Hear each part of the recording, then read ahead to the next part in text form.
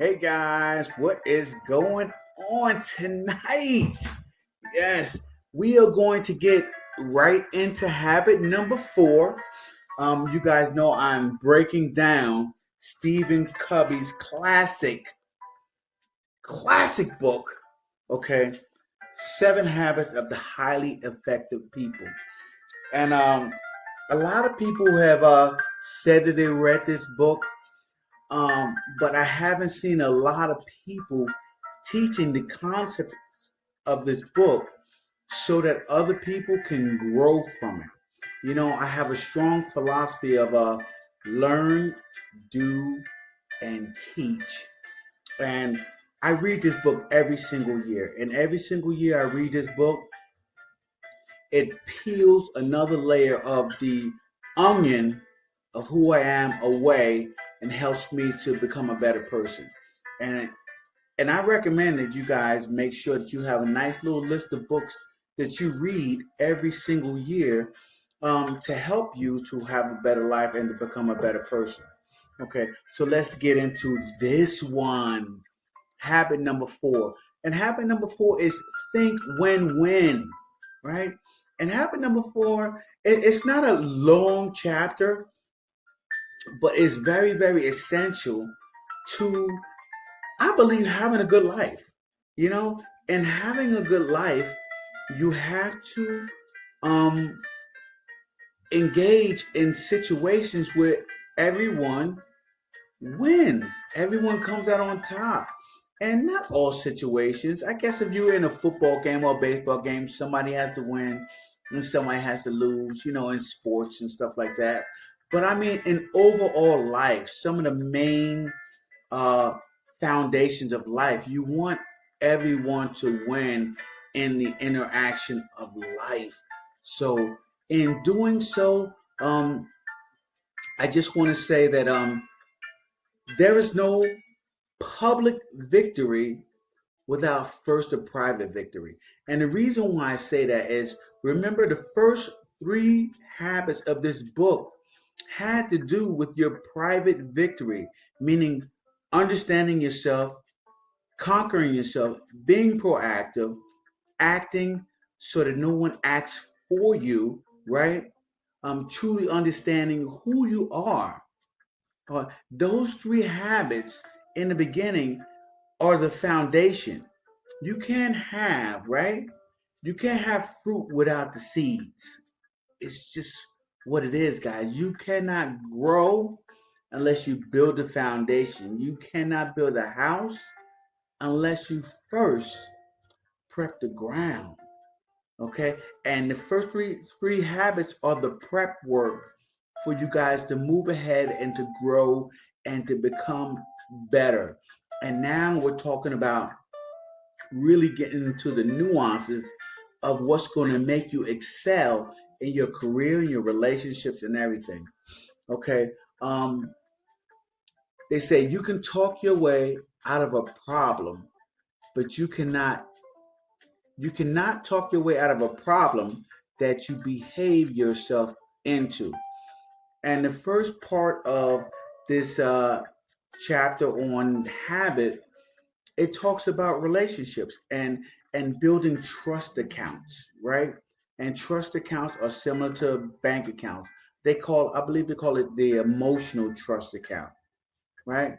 And and he also said, as I mentioned before, you can't have the fruit without the roots. And that is the powerful statement, right? And he said, and it basically boils down to mastery over yourself. And as I was talking about over and over again, guys, you have to truly, truly know yourself, right? Let me break this down. I got my little jazz playing in the background. I play it all the time in the background of my life. So I'm always playing jazz. And so I just shut it down so you guys can hear what I'm talking about. But pretty good jazz note.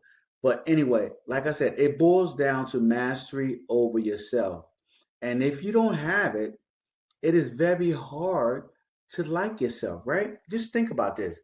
If you haven't mastered first, right, the first three habits, if you haven't mastered yourself, you have a sense of of uncomfortability about who you are as a person because you have violated yourself, meaning you have things that you wanted to do and you did not achieve them. You did not do them. And because you did not do them, now you have a sense of not truly liking yourself, which makes it impossible, guys, impossible to move forward to that next level.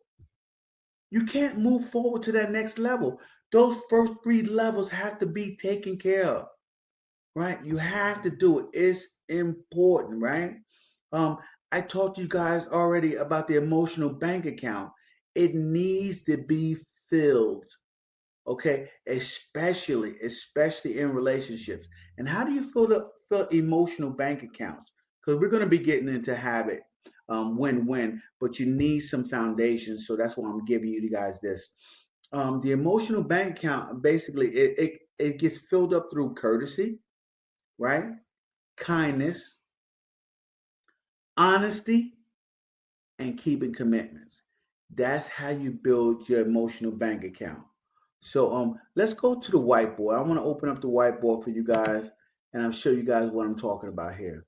Now guys, I always give you guys a couple of quotes, and one of the first quotes I want to get into is there is no friendship without confidence and no confidence without integrity, guys. You have to be living constantly, okay, with integrity. And we'll get into integrity a little later. But when we talk about habit and habit number four, it is as Edwin Markham said, we have committed to the golden rule. You guys know what the golden rule is, right? You do for me, I do for you. You know that golden rule, right? Um, we have committed to the golden rule, so let us now commit it to life, right? Let's live by it. If we committed it to memory and we know it and we talk about it, let's live it. Do unto others as you would like others to do unto you. That is the golden rule. Let's live it. Let's make it a part of our life. So let's get into win-win, guys. All right. Now, when it comes to habit number four and thinking win-win, there are six major deposits, right? Six major deposits that you have to put in your emotional bank account, right? Um, the first one is, and let me just give you guys a list here. It's so much easier when I make a list. This is not a list. Let me give you guys that's a note. I'm gonna give you guys a list. And we're gonna call that list the emotional bank account.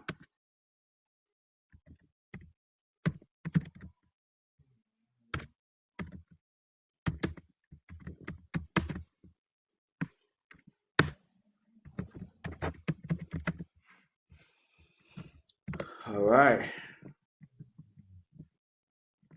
I got this board moving all over the place. You see this?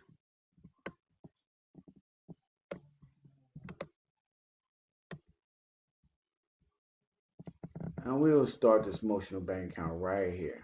Right? And so, in starting this emotional bank account list right here, we are going to talk about, right? Six, right? What did I say? Six major deposits that you need to make in an emotional bank account.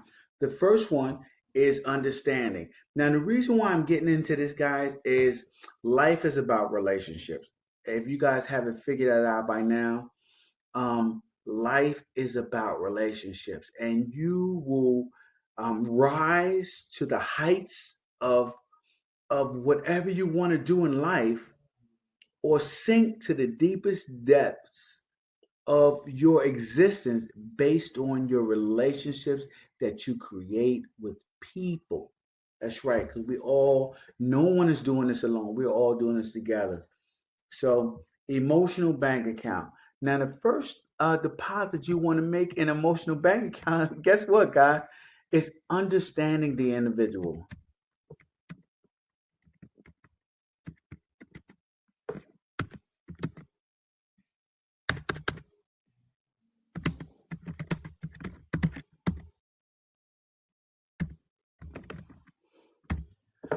right? You want to understand the person, whether it's a relationship, whether it's a whatever type of relationship it is, whether it's a work relationship, whether it's a personal relationship, marriage, friendship, whatever it is, you need to understand the individual who you are dealing with.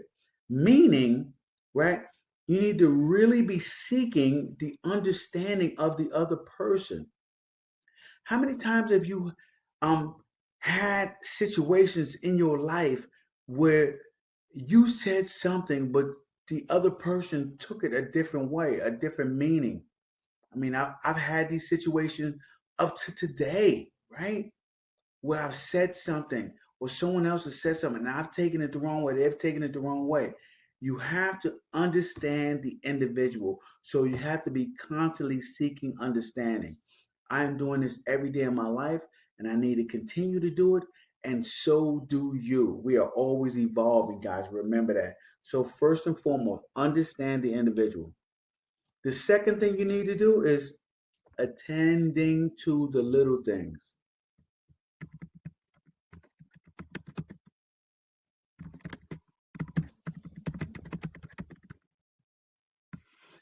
I found this extremely important in my marriage, to attend to the little things.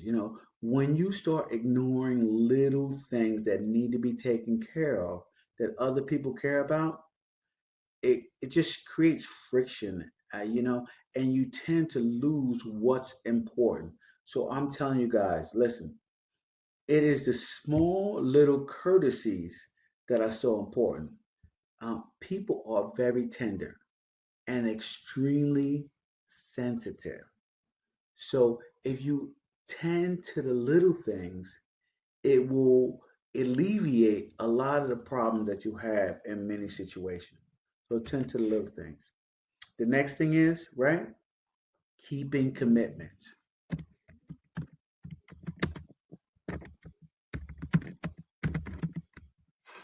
My mentor would tell me, um, do what you say and say what you mean so that there is no misinterpretation of what you are planning to do. Meaning, if you tell somebody you're going to do something, do it. And not don't do it the way you think it should have been done. Do it the way you know and believe that their expectations are going to feel that it should have been done. See, that is a big difference with a lot of people. A lot of people say, oh man, I keep my commitments. But do you keep your commitments based on the expectations of the other person? Or do you keep your commitments based on your expectations of yourself? Right? Are you so self absorbed that you're not looking at the wants, needs, and expectations of other people? How are you doing it? How are you going about it, guys? This is so, so key. It is so important. And I'm going to continue on. The next thing is, right, clarify your expectation.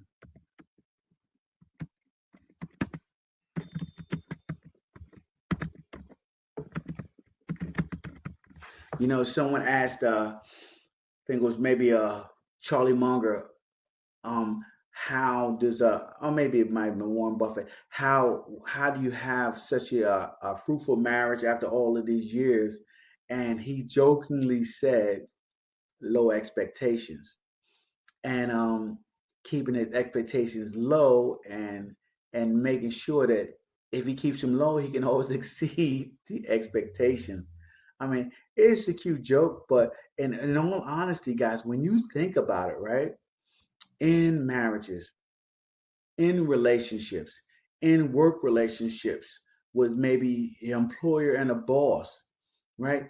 If you don't clarify those expectations in the beginning, right? What are you working for? You don't know what you're working for. Several years of my marriage before I got started, I was just spinning my wheels because I did not clarify um, expectations, what the other person wanted from me and what I wanted from the other person. So we're talking about growth here, guys. And I'm going to help you guys to grow. where I faltered. I'm going to help you guys to grow where I made mistakes. And this one is key. Clarify expectations. In order to do that, I'm not going to lie, guys, clarifying expectations takes a lot of courage. Now, why does it take courage? The reason why it takes courage is because you may have a sense of self where you may not feel that you can meet those expectations, right? You may not feel that you're a strong enough man or strong enough woman or or have what it takes to meet the expectations of your boss, of your wife, of your husband, of your children, right? This is so key and so important. These are life changing events that I'm giving you guys. And it is key that you guys write this down, screenshot it, do whatever it takes. But when I tell you this, clarifying expectations, bang, game changer. So, what is the next one, right? After clarifying your expectations, it is showing personal integrity, right? Nothing beats Nothing beats personal integrity.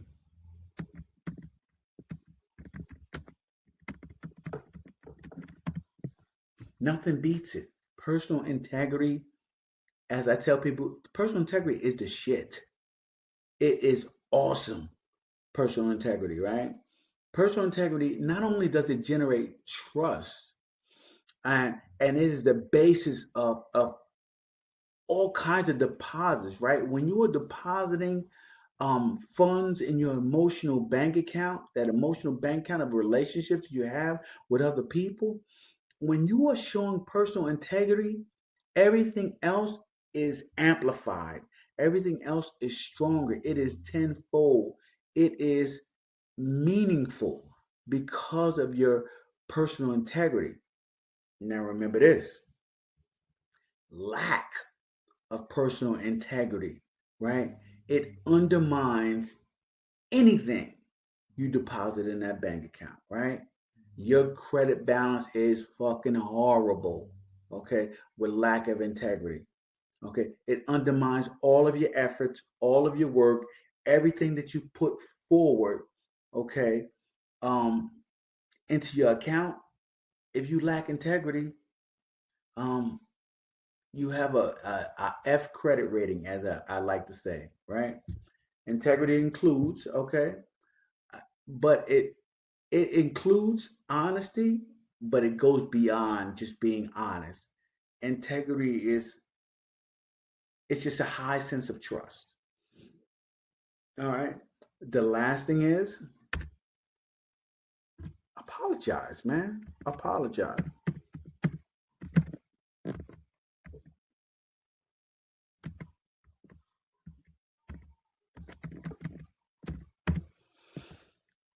And apologize sincerely when you make a mistake. All right. When you guys make a mistake, it is so key. It is so important, right? To apologize. And I'm not talking about that lame ass, I'm sorry, I didn't mean to do this. No. I'm talking about intentionally apologize. Let it mean something. Let your apologies, when you apologize for something that you did, let that apology have some impact on the other person so that they realize that what you did, okay, is not who you are as a person. And that's what apologies mean, man. It means that we are not perfect. We all make mistakes, okay? But let them know that, listen, you are a work in progress, and that work in progress may make mistakes. And when you do make mistakes, guess what? You are going to make them right. Okay, so make your mistakes right. Apologize sincerely and make sure that you make up for that. Okay, now let's get into this. Let's get into this fourth habit, this win win. All right, there are 6 paradigms. that Stephen Covey talks about in his book when it comes to human interaction. Okay, and I'm gonna go ahead and I'm gonna put them here on a nice little fat list for you once again. I love my list, man. And these will be the six paradigms.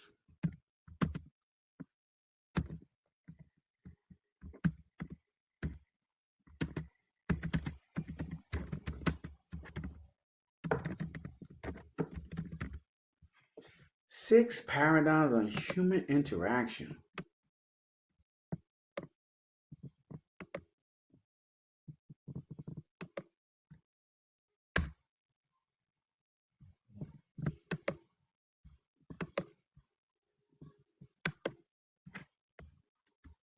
Them? Okay. All right, that's the six paradigms of human interaction. They're not gonna let me do it any other way. All right, this is six paradigms of dot dot dot. Well, anyway, the six paradigms of human interaction. It starts with what? First, what are we talking about here? We're talking about habit number four. So it starts with win-win. And win-win is not win-win is a frame of mind. It's not a technique, guys. It's not a negotiation technique or something you guys are using. It is a frame of mind. It's your mindset.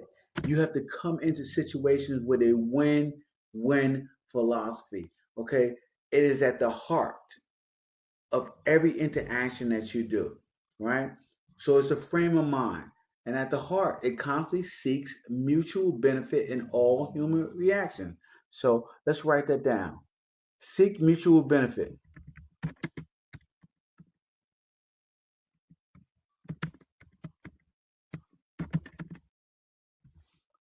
Constantly seek mutual benefit in all human reactions and all human interactions, right? Like it means agreements or solutions um, are mutually beneficial, meaning everybody. One of my self confidence formula is I will not um, get into any transactions which does not benefit all whom it affects, right? And I say that to myself twice a day, once in the morning when I get up, brush my teeth, and once before I go to bed, because I want to live a win-win lifestyle and I need to constantly have that mindset. So I'm constantly telling myself about my interactions with people and to make sure that I am not stepping on people and trying to build the next one, which is win lose, right? Now in win-win, this I would just want to add this point to it. It causes all parties to feel good. Let me just add that to this part right here.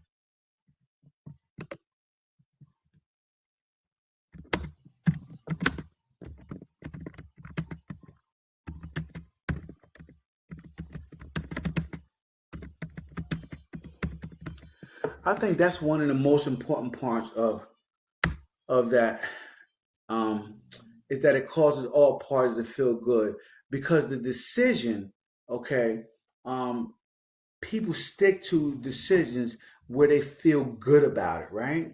If everybody agrees to it and everybody feels that they won, more people will have a tendency to stick to that decision. So the next one is win lose. And a lot it is that authoritarian approach. I'm the boss. It's my way or the highway type approach. So,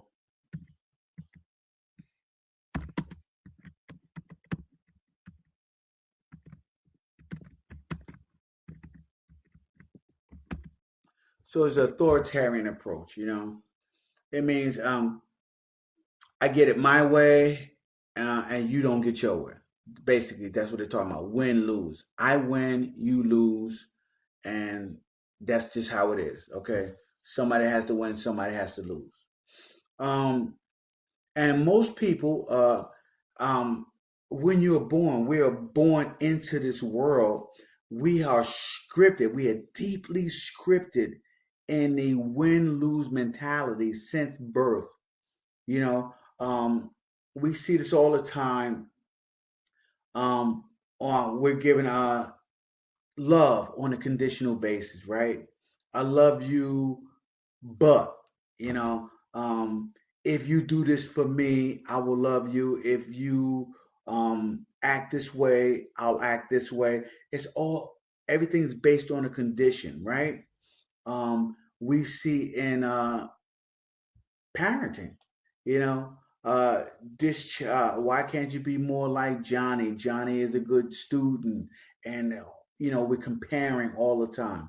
Um, Another thing is in school, right? In school, school scripts us to this win-lose mentality, right? On the grading system, on the whole educational system altogether is based on a win-lose mentality, and it's programmed into our minds that in all interactions, someone has to win and someone has to lose. So in doing so, we subconsciously we take this approach in our lives and all of our interactions, and it is a really bad way to go about living your life with win lose, because no matter what, at the end of the day, the person who loses, okay, if you're in a relationship with them, as far as employee and boss employee, marriage, child relationship, siblings, or whatever, the person that lose actually takes away from who you are as a person. It's on a deep psychological level. You guys got to understand that. All right. The next one is lose win. This is not good either, guys. This is not good either. But these people are the type of people they're programmed just the opposite way of win lose. How can I say it? They have that mentality of, oh, okay, I win, you lose, right? I mean, I lose, you win. I'm sorry, it's just the opposite. Obviously, I'm not programmed that way, guys.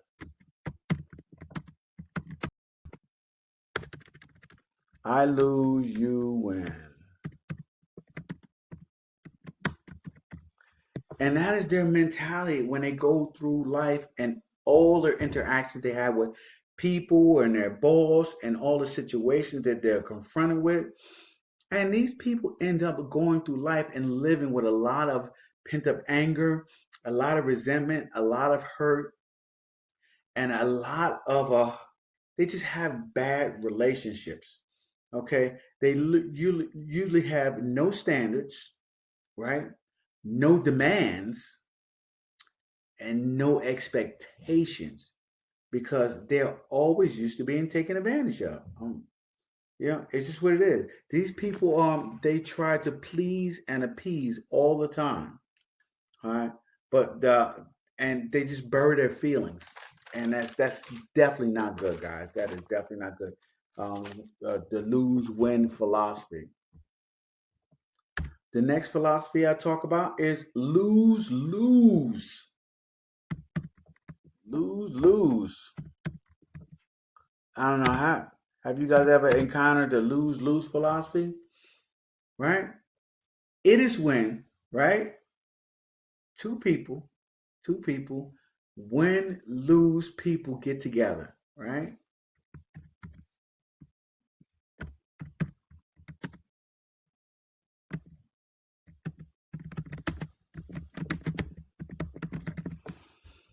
What a shit show that can be, right? So when two win, lose people get together, and they are so determined, so stubborn, so ego invested individuals, that they enter when they interact, the result is both of them lose, right? Nobody gets nothing out of it.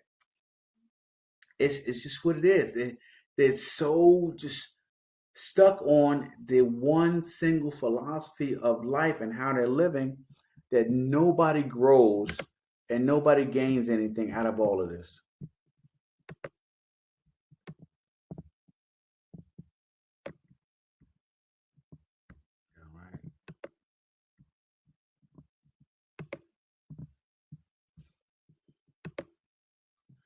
All right. The next one is right. Um, the next one is win, right? Just win, not win lose, not anything, just win, right? And see, a lot of people say, well, this is good, right? Just win. But here's the deal, right?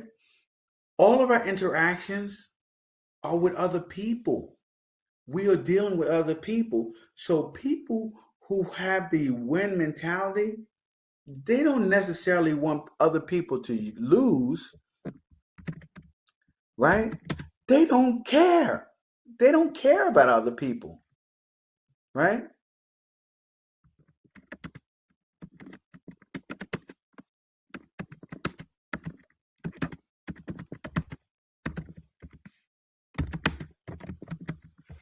Other people aren't even on their radar, right? They're just glossing over people as obstacles. They're you in a way. I'm gonna get mine. You go ahead and get yours. Do what you have to do. You figure it out. I'm not here to help you. I'm on my own journey. And that's that win philosophy. These are five of these, right? They make it very, very difficult.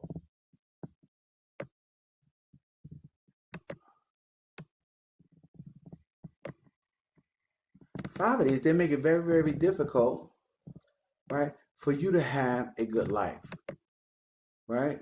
Because in retrospect, when you think about it, um, most of these, right, other than the first one, they're selfish based, right? They're selfish based and they're only thinking about one individual as opposed to thinking to the whole, right? So there is one more that Stephen Covey talks about, and it is a powerful one. It is a powerful one, and I suggest you guys take this powerful one into business, into relationships. And it's going to take some courage and some consideration to do this philosophy right here. And it is win win or no deal. And it basically means, right? If we can't find a solution,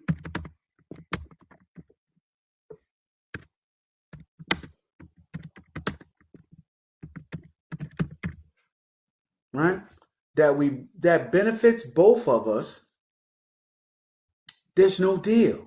We agree to disagree agreeably, no deal. So if we can't find a solution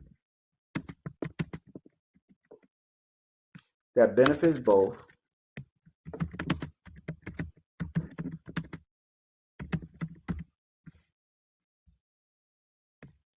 no deal. How about that? We agree, no deal. Now, this is liberating.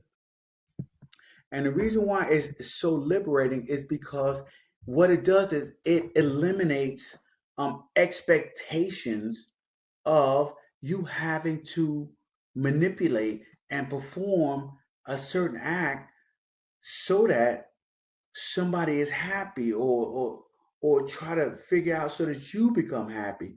You guys have already pre-negotiated the fact that if there's a deal that can be reached between the two of you, then the deal is off. That is it. This is powerful, guys, and understand this. All right. So, in order to think win-win, right, it takes great courage as well as consideration to create these mutual benefits, right? So, win-win is the fundamental success in all interactions, from character to relationships to agreements.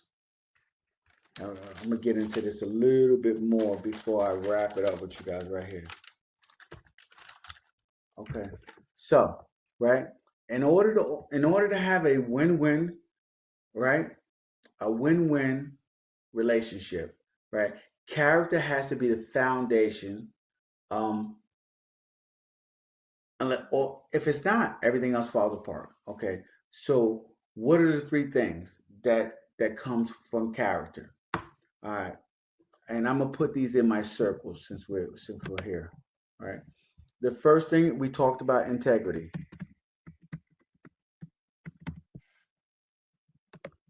I think integrity is foundation for just about everything that you do in your life, right? You should be living your life with extreme amounts of integrity.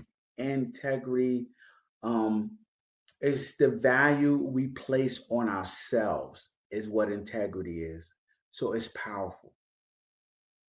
The next thing you have to have is maturity, right? Maturity is very, very important, guys. Let me get this board back where it belongs. Maturity is very, very important. All right. In order to have maturity, right, it is a balance between courage and consideration. And I want to show you guys something real quick. I have a little chart here I just want to do for you guys when I talk about maturity.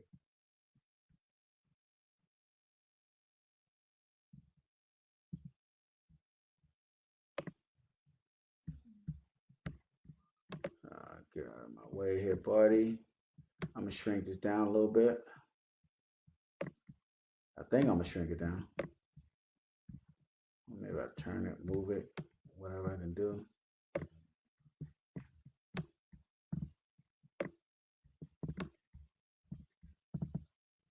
Move it right there. Okay.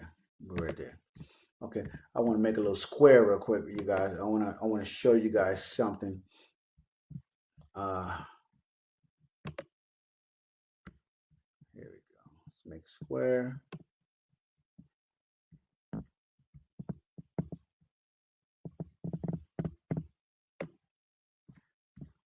Okay, those amazing ones. Now, in that square, we're talking about maturity, guys. Here, do a little chart, and charts are powerful. And in that chart, you have what we talked about. We talked about what? We talked about win lose, right? Lose win is in one corner.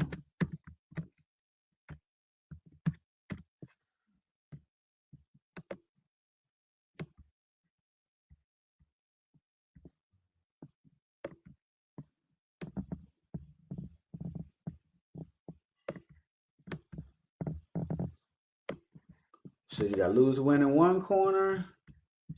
You got win win in the other corner.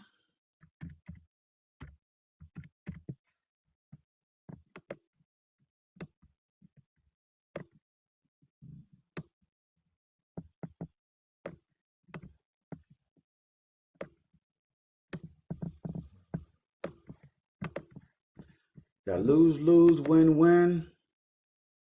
You got lose lose.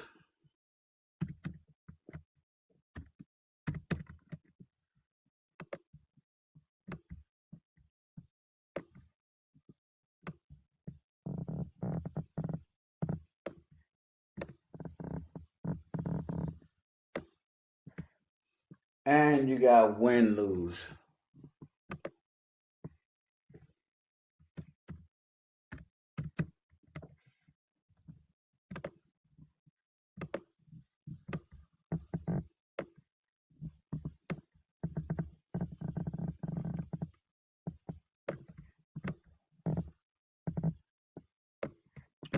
All right. So you have those four, right? And with those four comes what? It comes from and it goes from low to high, right? and one corner you have consideration.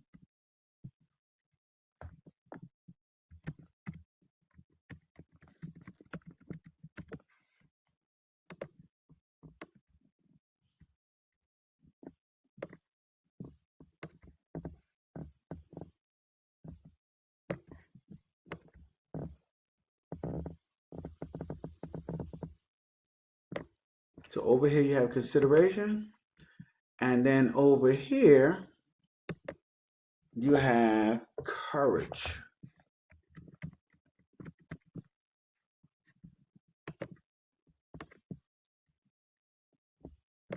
right? So you have courage and consideration, all right?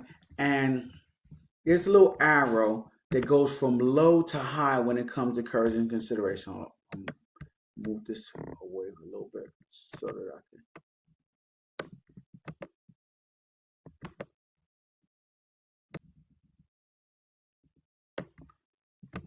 Right. So anyway, the arrow for courage consideration, it goes from low to high, right? So it goes from here to here, and from here to here. All right. And each end of the spectrum you have a high and a low.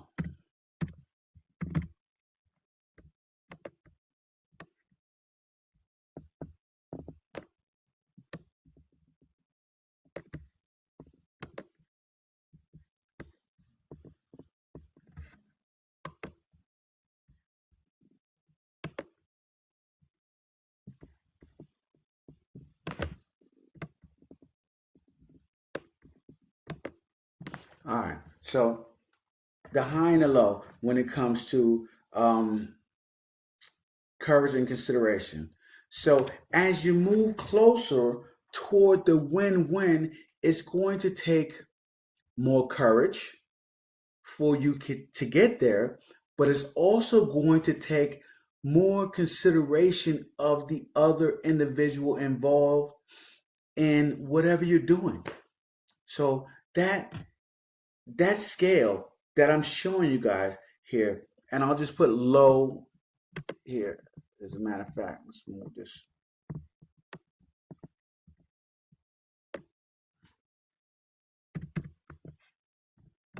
low. And low is this is basically the lowest common denominator of consideration and courage, right? It's basically you're a coward and you don't consider nobody else. That is the lose-lose scenario. But um, the more consideration and the more courage you have, okay, the closer you can move to a win-win um, mentality in all situations of life that you are living. All right. Now, the last part of this circle that brings it all together to have you to have the life that you want is the abundance mentality. And the abundance mentality is powerful, guys. Right now, I'm re-listening to a CD series I have by Joe Vitale, and it's called The Abundance Paradigm, right?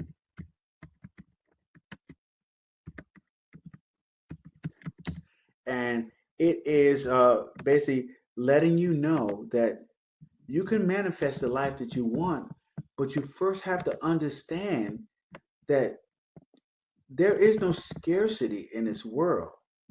It's just a mental mindset, mind frame that we create that causes us to want to live outside of the win-win mentality, right? The win-win or no deal. So, guys, listen, I'm expecting you guys not to get involved into any transactions, right? Which does not benefit all whom it affects. If you do that, if you make this a practice in your life, it will be a game changer. A game changer. So powerful. And I'm talking about in marriages, I'm talking about in friendships, and I'm talking about at work, work relationships. You know, um, it is so difficult at work, right? As I come from a job in law enforcement where win-win mentality is not supported within the organization, within the system. It is a we're good, you're bad type system.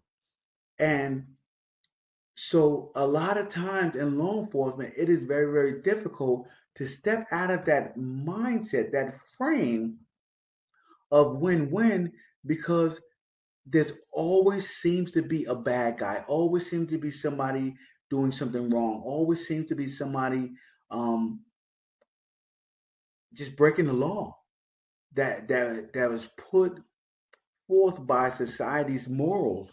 And so in doing so, a lot of years of my law enforcement career, it was very, very difficult for me to operate in a win-win philosophy. So, guys, I'm telling you, if you're in law enforcement, um, this is powerful and it's key, and it'll be life changing, and it will open up your career to a new level of understanding and growth, right? Because this is what it takes, guys. This is what it takes to conquer prejudice. This is what it takes to conquer um, all types of just misjustices that have gone on in this society. Okay, people of power. Okay, taking advantage of others. This is what it takes, guys. This philosophy, this integrity, the maturity, and abundance mentality will give you the life that you are looking for, guys. So listen, I'm hoping you guys got the most out of this lesson this evening. It was very, very eye-opening to me when I read this once again in my life for another year. And hopefully I will grow forward from it. Hopefully you will grow from it as well, guys. So listen, you guys have a great evening. Continue to grow. And I will get you guys tomorrow on the next habit, number 5. All right. Number 5, we're gonna get number 5. Number 5 is basically seek first to be understood, to understand, then be understood. Wow, that is powerful, guys. So anyway, I will talk to you guys tomorrow. Have a great night. All right. Bye bye. Take care. Thanks for showing up, guys.